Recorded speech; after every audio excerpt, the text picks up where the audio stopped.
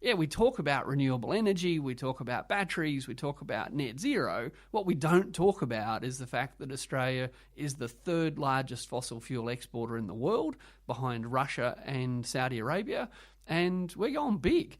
And that's why, jump ahead perhaps, why are all these mines getting built now? Yeah. Well, we're worried we won't be able to sell coal in 20 years' time. One for Mum, one for Dad, and one for the country. And there has never been a more exciting time to be an Australian. Budgets are about choices, Fran, and you show what you value through the choices you make. Dead, buried, cremated. This is coal. Don't be afraid. Don't be scared. The Treasury. Australia's basically done for. We'll just end up being a third-rate economy. A banana republic. How good is Australia? Just follow the money. G'day and welcome to Follow the Money, the Australia Institute's podcast demystifying the big economic issues in Australia and putting them in plain English.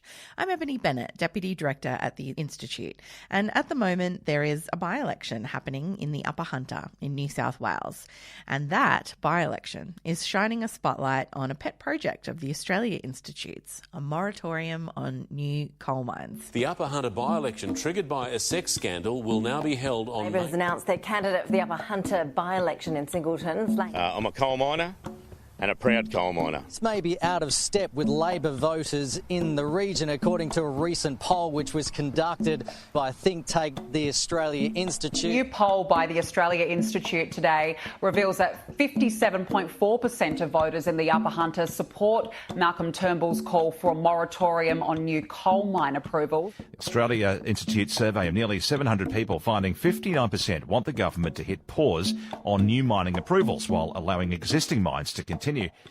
The Hunter Valley is a coal mining area of Australia, quite a big one. But there's a big misconception that coal mining is the biggest employer in the region, and people tend to overestimate the size and contribution of the mining sector, both to the New South Wales economy and the wider Australian economy, as long-time listeners will know. So in a recent report, the Australia Institute crunched the numbers on how many new coal mines are on the books in New South Wales in a report that was supported by former Prime Minister Malcolm Turnbull. Do you agree with this call from the Australia Institute for a freeze or moratorium on coal mining approvals in New South Wales? Absolutely. I think it is out of control. There are mines being approved which would have capacities vastly in excess of the demand for coal that exists. Coal is king. 90% of the income comes through most places like this would be from a result of coal. You can't just turn them off. Malcolm Turnbull is poison. I think he's a miserable old ghost. That report and Malcolm Turnbull's interview on that report has had quite an impact on the national debate as well as in the by-election campaign. And so to talk about that report and the issue of coal mining in New South Wales, I'm joined by our Chief Economist, Richard Dennis. G'day, Richard. Hey, Ebony. So, Richard, first of all, tell me about this actual Australia Institute report. So what we did was we looked at all the new coal mines that are being proposed in New South Wales at the moment. Now, there's 23 new coal mines proposed in New South Wales, and 11 of them, some of the biggest ones, 11 new coal mines in the Upper Hunter alone. Now, the Upper Hunter is already kind of the heart of the coal industry in New South Wales. And to put it into perspective, the 11 new mines in the Upper Hunter, if they were to go ahead, would produce the equivalent of 10 Adani's worth of new coal production. Right. So if an Adani is our new unit of account and you're worried about the Adani coal mine in Queensland, which you absolutely should be, there's the equivalent of 10 new Adanis getting proposed to be built in the Hunter Valley right now. And just to be clear, are you talking about the Adani proposal as it was originally or the kind of smaller thing that they've got going now? No, our current unit of account of Adani is around 10 million tonnes, which is the kind of size Adani mine that they're currently talking about building. But to be clear, that's a big mine by world standards. And so I guess if you listen to a lot of the debate around the energy transition and tackling climate change, people might get the impression that there's a transition underway, but there really isn't one if we're talking about 23 new mines in New South Wales. No, let's be clear, Australia is transitioning into fossil fuels. 10 years ago, we didn't export any gas from the east coast of New South Wales. Now, Australia is the largest exporter of liquefied natural gas. Yeah, LNG. we overtook Qatar, didn't we? You bet we did. Go us! So we've massively transitioned into gas exports in recent years. We're opening up new basins like the Galilee in Queensland, which since Federation there's not a single tonne of coal has been mined in the Galilee, but we're transitioning into coal in the Galilee. And yeah, as this report focuses on 23 new mines in New South Wales, 11 new mines in the Upper Hunter alone, we're transitioning into more and more coal production. So yeah, we talk about renewable energy, we talk about batteries, we talk about net zero. What we don't talk about is the fact that Australia is the third largest fossil fuel exporter in the world, behind Russia and Saudi Arabia, and we're going big. And that's why, jump ahead perhaps, why are all these mines getting built now? Yeah. Well, we're worried we won't be able to sell coal in 20 years' time. Yeah, so we're getting in while the getting's good. Exactly. So when we've discussed this in the past, you've used an analogy about ice cream. Do you remember that one? I don't remember that one. Yes, I do. I do remember that one. Yeah, so imagine you that was a good one, but that's from years ago. So imagine you owned an ice cream shop and your refrigerator broke and you've got a shop full of ice cream. What would you do? Well, if you're going to try and maximise profit, you'll sell as much ice cream as you can, you'll drop your price, you'll just try and get it out the door. Yeah. And that's what's happening in Australia at the moment. So you've got a whole bunch of people who've been thinking maybe one day I'll kind of go through the paperwork of getting a mine approved, maybe one day I'll build that coal mine. Well, one day is just getting closer and closer. So we've got this record number of new coal mines seeking approval right now because, everyone can see the ice cream's melting. Here's the problem. Coal mining in the Hunter is a transient business. We are not going to be mining coal in the Hunter in 30 years' time. Well, then why are people asking for planning approval? Because they're seeking to get mines. They're all trying to get in before the party ends. So going back to this idea of a transition and that we're actually transitioning into more coal mines, that's actually at a time when world demand for coal is falling. What is that going to do in the port of Newcastle, which is one of the biggest exporters of coal? Talk me through the economics in that area in particular. Yeah, look, 10 years ago, the coal industry in Australia was very optimistic. They talked about China buying lots of coal and India buying lots of coal and, there was just going to be coal as far as the eye could see. And they wanted to build an enormous new coal loader at the port of Newcastle to facilitate all of this growth. The T4 terminal was the name for it. Anyway, they got approval for the T4 terminal, but they decided not to build it.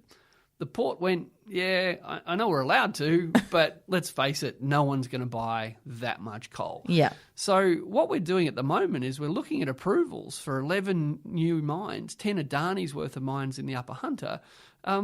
If they all got built, all that coal wouldn't fit on the railway lines. If they got built, all that coal wouldn't actually fit out the port. Yeah. So what we're seeing again is this sort of, they're playing end game. The ice cream's melting, everyone's rushing. But all the moratorium call is to say, we need some sort of plan here, kids. Yeah. Like, I know you all want to build coal mines. That's very exciting for each of you individually. But collectively, all that coal won't fit on the rail. Collectively, all that coal won't fit out the port. Collectively, all those mines would be devastating for air pollution and the amenity in the Hunter. And collectively, you're kidding yourself, the world doesn't need that much coal. Yeah. So what we've called for and what Malcolm Turnbull got in so much trouble for was saying, well, what if we paused the new mine approvals and came up with a plan for how, if at all, we're going to develop new coal mines. Really heady stuff. Big bureaucratic call for a pause and a plan. Yeah. So I guess the idea of a moratorium, might sound scary to some people, but talk us through... Mark Latham's very scared. Yes. So talk us through what the idea behind the moratorium and the pause. And it's not really saying shut down all coal mining in New South Wales tomorrow. It's just could we please stop approving new coal mines that probably aren't going to get built? Exactly. So let's think of it this way. And I've not heard anyone advocate this, but let's say the extreme left position or the extreme green position is to shut down all the coal mines tomorrow. Yep. Haven't heard anyone propose it, but let's just park that as the extreme left position. And then the crazy right-wing position is, hey, how about we build 23 new coal mines in the middle of the world transitioning away from coal? Well, if the extreme left is shut it all down and the extreme right is to double production, surely you can't get more sensible centre than saying, well, what if we just stopped building new ones? What if we let the existing coal mines keep mining? And by the way, the existing coal mines are currently running well below capacity. Yeah. Right? The existing coal mines have laid off staff. They've had long holidays over Christmas. Right? For 12 months, the coal industry's been struggling. So if we just say, look, we're not going to build any new coal mines for a while, that's actually the best way to protect coal workers in coal jobs. Can you explain that for us? Well, imagine you're in the tourism industry in Cairns at the moment, and there's no tourists, and you work in a hotel, and someone comes along and says, we're going to build a big new hotel to compete with the hotel that you work at. That's not doing real well. That's not doing real well. Like, this would be about as dumb as it gets. Well, here we've got all these coal mines in the Hunter Valley, and just Google it. It's not hard. Just Google coal mine, shutdown. Google coal mine layoff workers. You'll find plenty of examples. So here we are in the Hunter Valley, the heart of coal mining, with a whole bunch of mothballed mines, shuttered mines, and mines running below capacity. And we've got the right-wing media saying, if you really liked coal workers, you'd build a bunch of new automated mines to compete with the existing coal mines that are currently laying off workers. Yeah. Right, but in the kind of bizarre parallel universe that is the Australian media, that's taken seriously. The idea that building new mines to compete with existing struggling mines is, quote, good for coal workers, while Crazy Richard's saying, have you ever heard of protectionist kids? Right? Usually, what you do if you want to protect jobs for people in existing industries, if you really want to do that, and personally I do, then the easiest way to do that is to insulate them from new entrants, from new competition. So the right have got this sort of bizarre symbolic argument that announcing approval for a new coal mine is the way to show solidarity with the existing workforce in existing mines, when, of course, all a new coal mine is going to do is drive the price of coal down further and displace workers in existing coal. So every new mine would actually be a threat to existing jobs. Absolutely. If you owned the only casino in town, would you be excited if I said I'm going to come and set up a new casino? Like, we know how this works. Yeah. Like, it's not complicated, although Mark Latham has called it the Dick Dennis Doctrine, which I'm actually a little bit proud of because my old high school friends call me Dick. And the outlook for coal exports out of Australia is actually very good. An Albanese government that'll try and drive those jobs out of our country and export them to other countries. Well, just be honest that the coalers have a long-term future still, and we still can sell coal. Because it's not just the miners that would lose their job if we shut down the coal industry. It's the coffee shops. It's the gift shops. It's the service stations. Saga Mark Latham now says he's seriously considering running himself. Yeah, thinking about it, because it really shows there are people inside the government, also the Labor Party, who'd wipe out completely the coal jobs. Do you want to tell us a little bit more about that? Mark Latham, he's just a bit suspicious of this whole plan. Well, he's also called me a leftist fairy, so I think he's, there's a few references in there we might be worried about, Mark. But look, you can see the optics for him. A bit of cosplay, put a helmet on, put a high-vis vest, stand in front of a truck, and say to a whole bunch... You could get Matt Canavan's makeup artist. You could smear a bit of coal dust on his cheeks. And think about what's actually happening here. And we've done some polling, which I'll talk about in a minute. But what Mark Latham's actually doing is signalling to people in Sydney who've never seen a coal mine kind of whose side he's on. Yeah. Right? This is performance art. It's like, well, you've got your leftist fairies like Richard, and I've got high-vis and a hard hat. Hey, voters, pick. Pick a team. Whose side are you on? Yeah. So, we kind of have this sort of politics as performance art when the underlying economics are really quite simple. The new coal mines are a threat to existing coal workers. And so let's just stay on that threat to existing workers for a moment. And before we get into the polling that we've released today, we have in the past done quite a lot of work around misperceptions about the size of the coal industry and how much it contributes to the economy. I mean, what other industries are there in the Hunter Valley that are big employers besides coal, and how does it compare? Yeah, well, let's start big picture. In Australia, 99.5% of Australians don't work in coal. Right, there's about 50,000 people work in coal mining in Australia, and there's 25 million Australians. So let's be clear, almost no one works in coal mining in Australia. But in areas like the Upper Hunter, it really is quite intensive for coal mining. So while 99.5% of Australians don't work in coal, in the Upper Hunter, only 93% of people don't work in coal. Right, 93% of people in the Upper Hunter do not have a job in the coal mines. Now, of course, if we were going to shut down all the coal mines tomorrow, that would be bad for the 7% who do. But again, no one's actually proposing that. Mm-hmm. So when we look at the Upper Hunter, when we look at New South Wales, when we look at Australia, the very big employment industries in Australia are, for example, health. The health industry is an enormous employer. In most electorates, it's the biggest source of jobs. But you never see politicians slipping into robes and standing side by side with nurses and thanking them for being the backbone of the economy. Yeah. Well, they are in most electorates. The tourism industry is huge in the Hunter Valley. Horse breeding is really big. Winemaking, agriculture. Do you know the Hunter Valley has a thoroughbred industry which is being really put at risk by the relentless advance of coal mining. It is the second largest thoroughbred breeding centre in the world outside of Kentucky. The veterinary practice at Scone alone is the largest veterinary practice in the Southern Hemisphere. These are well-paid jobs. It's a huge industry. And you know what? It'll be around in 100 years. And one of the problems, well, there's so many problems with all these proposed new mines, but most of these new mines, if they were all approved tomorrow, they wouldn't all be built. Yeah. But the minute they're approved, the neighbours are never going to invest. No one's going to build a hotel looking out over a valley that might have a coal mine in it. Yeah. No vineyard that just had its neighbour get a coal mine approved is going to further invest in improving its grapes. If you've got a horse stud and your neighbour gets an enormous coal mine that's going to be kilometres long and make dust all day long, you're not going to invest in the area. So if new coal mines get built, they're going to cannibalise jobs in existing mines.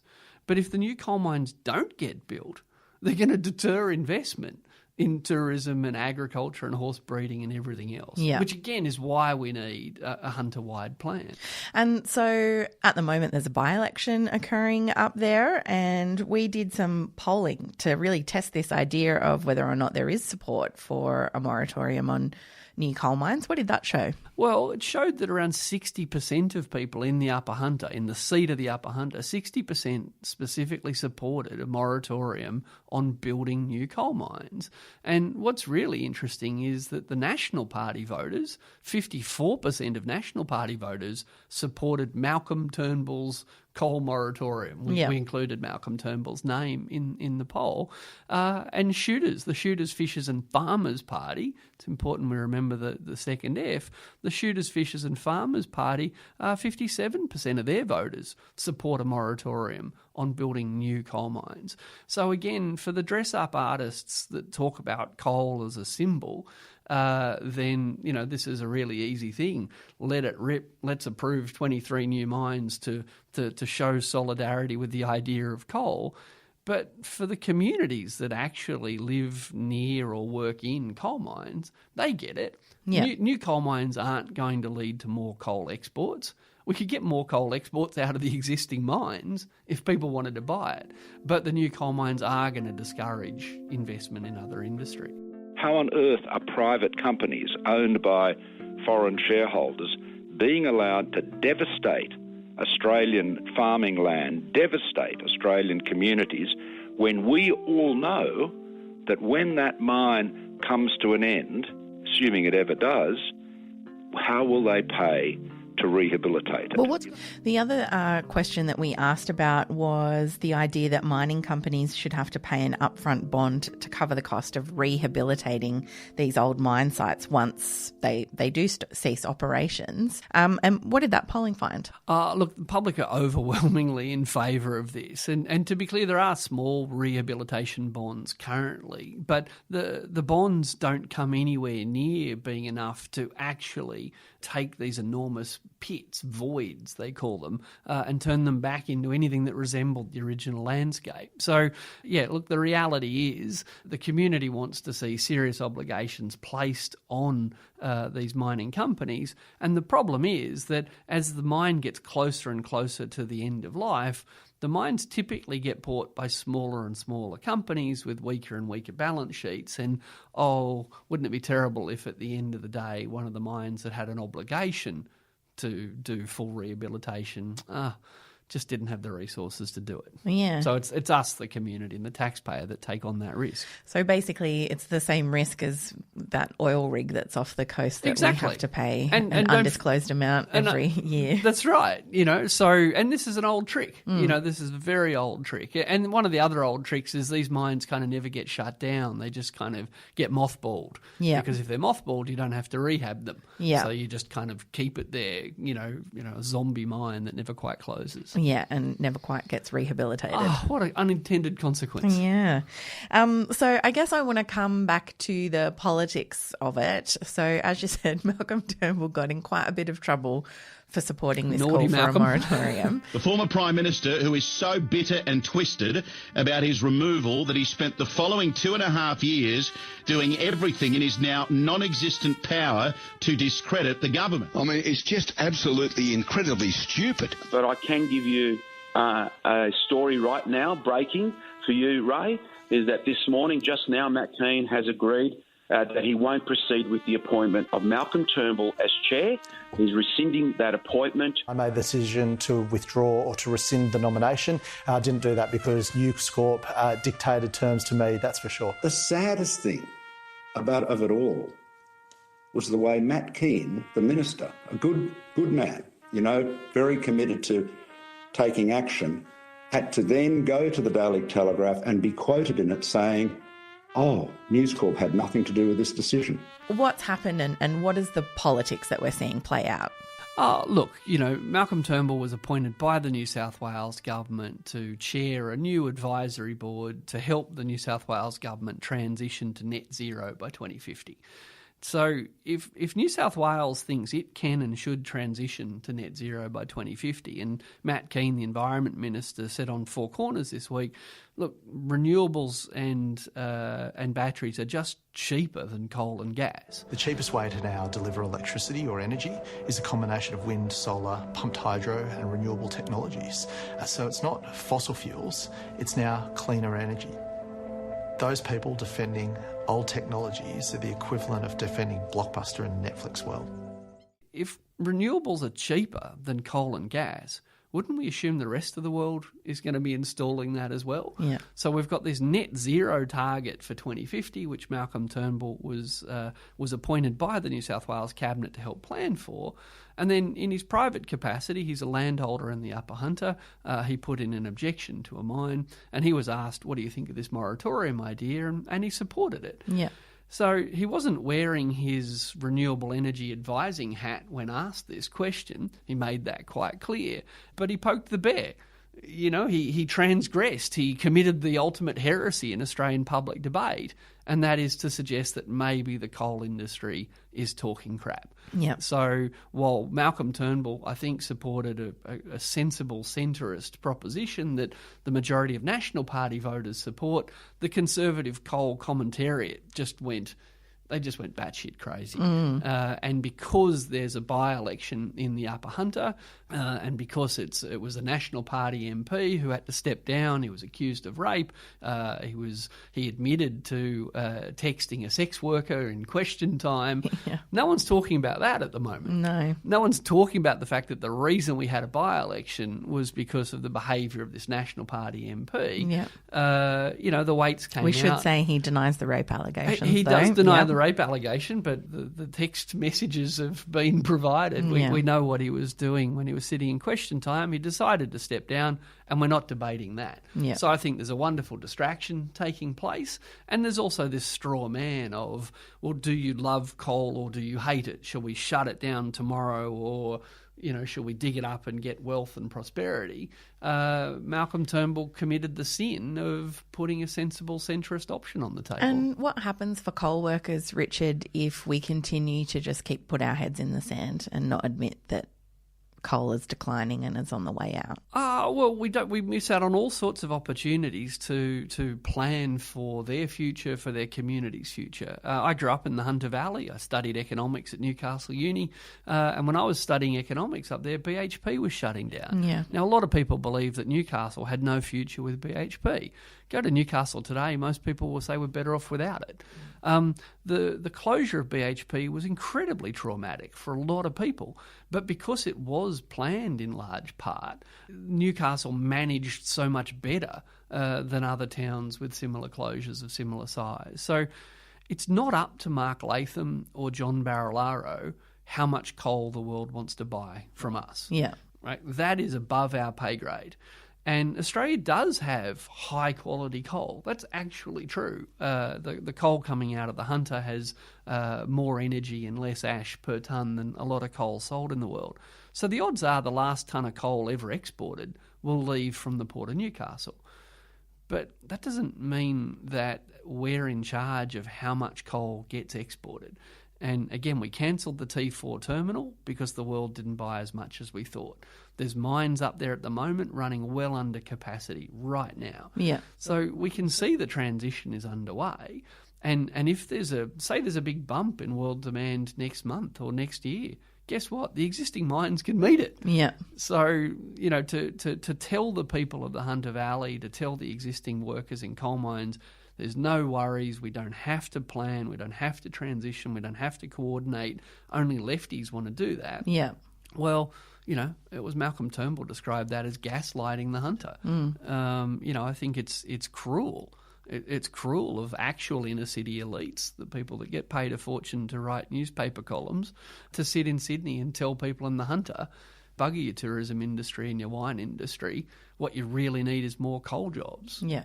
What our polling shows is not even the people in the Hunter think that. So if you had one message for people in the Hunter today, what would it be? Don't let people talk down to you. Anyone that's grown up in and around the Hunter knows that coal mining is incredibly disruptive to its neighbours. And again, no one's proposing to shut down the existing mines. People in the Hunter need to have a conversation with each other and with their elected members of parliament about what the best way to manage that conflict between mining and agriculture and tourism is. And it seems obvious that the best way is to take the enormous mines we've already built and get as much coal out of them as we can without scarring another enormous parts of the valley. And keep the people employed there employed for longer. Keep the people in the existing coal mines working there for as long as we possibly can. Again, there is high quality coal going out of the Port of Newcastle. It might as well come from existing mines, but building new mines next door is just going to harm the workers in the existing mines and harm tourism and agriculture. Well, we might leave it there. Thanks, Richard. Thanks, Eb. This episode was recorded on Tuesday the 13th of April, and things may have changed since recording. You can visit australiainstitute.org.au for all our latest research and content, including that report and the polling just mentioned by Richard. And we're on Twitter at the Oz Institute with an AUS. My Twitter handle is Ebony_Bennett with a NNT, and Richard Dennis is at RDNS_TAI. This episode was produced by Jennifer Macy with help from Eliza Closer, and our theme music is by Jonathan McFeet from Pulse and Thrum, with additional music from Blue Dot Sessions. Stay safe out there, stay 1.5 metres away, and thanks for listening.